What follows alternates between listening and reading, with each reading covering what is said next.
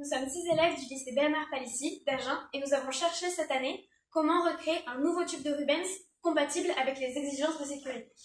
Donc voilà notre tube de Rubens. On a ici 10 lasers qui éclairent les trous du tube sur lesquels sont placés des vibrateurs qui réfléchissent les lasers au plafond. Et voilà ce qu'on observe lorsqu'on change la fréquence. Donc maintenant, on va chercher les fréquences de résonance. Donc là, on va s'approcher de la première. Et au plafond, on observe bien à droite le maximum de vibration et à gauche le minimum. Donc là, je passe la fréquence de résonance. Et on voit que ça ne vibre plus.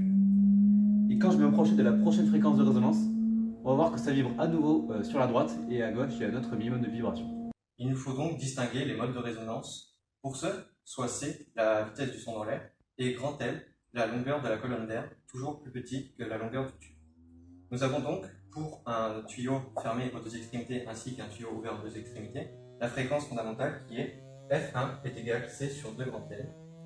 Et la fréquence des harmoniques sont les multiples de cette fréquence fondamentale. Puis, on a travaillé sur les équations des systèmes oscillants et sur l'équation d'Alembert. L'équation d'Alembert, elle permet de décrire l'onde dans le tube et l'un de ses paramètres, c'est la fonction d'onde. Ici, on a une onde stationnaire qui donc peut être exprimée par le produit de deux fonctions, oui. Donc une fonction g qui dépend du temps et une fonction f qui dépend de l'espace. L'avantage avec cette écriture, c'est qu'on n'aura pas une fonction qui dépend de deux variables, mais de deux fonctions qui dépendent d'une variable.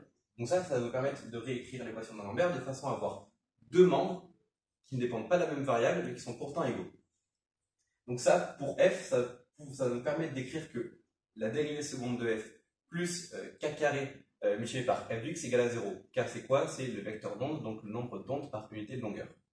Nous passons maintenant à la variation de l'amplitude en fonction de la position dans le tube.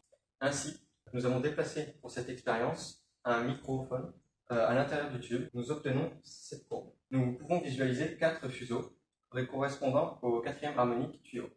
C'est ce que nous essaierons de vous montrer avec notre montage final. Pour visualiser cela, nous avons plusieurs idées. La première a été d'utiliser un petit bout de polystyrène sur lequel nous avons appliqué une légère couche d'aluminium, permettant ainsi de refléter un laser sur un écran.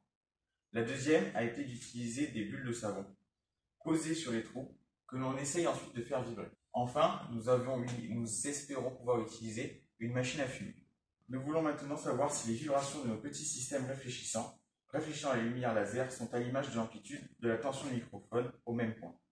Nous avons donc dans un premier temps étudié l'amplitude en millivolts, enfin l'amplitude en centimètres de vibration du signal lumineux sur un écran placé à 75 cm du tube. Nos mesures ont été faites autour de la fréquence de 350 Hz, une des moins pénibles à étudier. Nous constatons que l'amplitude de vibration du signal lumineux n'est pas proportionnelle à l'amplitude du signal du microphone. Cependant, l'amplitude est maximale pour la résonance. Ça, c'est notre dispositif alternatif de visualisation des nœuds et des ventes de fréquences à l'intérieur du tube. Des bulles de savon, mais pas n'importe lesquelles. On les a armurées à l'aide de glycérol pour les rendre plus résistantes.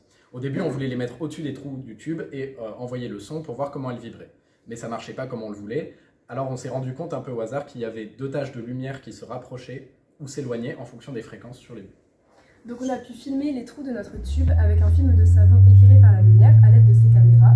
Et donc on observe les deux points lumineux à la surface de la bulle qui vont se rapprocher jusqu'à se toucher à la fréquence de résonance. Et donc on obtient un graphique qui nous montre l'évolution de la distance entre ces deux points lumineux en fonction de la fréquence. Et ça nous permet de lire la fréquence de résonance autour de 133 Hz. Donc on a généralisé notre expérience avec une seule caméra à un montage avec 5 caméras et un retour en temps réel à l'aide d'un programme fait sur Python avec la bibliothèque CV2 afin de pouvoir voir en temps réel où sont les nœuds et les ventes de fréquences à l'aide de notre dispositif alternatif. Donc ici on a notre montage avec les caméras qui visualise les nœuds et les ventes de pression à l'aide des vibrations des bulles dans les trous du tube. On a le retour des images sur l'écran grâce au programme qu'on a fait. Ici, nous faisions aussi un tube à gaz ou à fumée. En dehors du lycée, nous avons mené l'expérience d'un tube de Rubens à gaz chez notre professeur. La fumée ne s'est pas répandue de manière homogène dans le tube et elle est ressortie par nos trous d'observation sur seulement la moitié de la longueur du tube. Cependant, nous avons quand même réussi à observer deux faisceaux à travers la fumée. Depuis la fin de la seconde, notre groupe porte des projets au concours C'est Génial et c'est pour ça que cette année, nous sommes réunis tous les mercredis après-midi afin de travailler sur notre projet avec par exemple l'aide de professeurs que nous avons contactés et que nous remercions chaleureusement.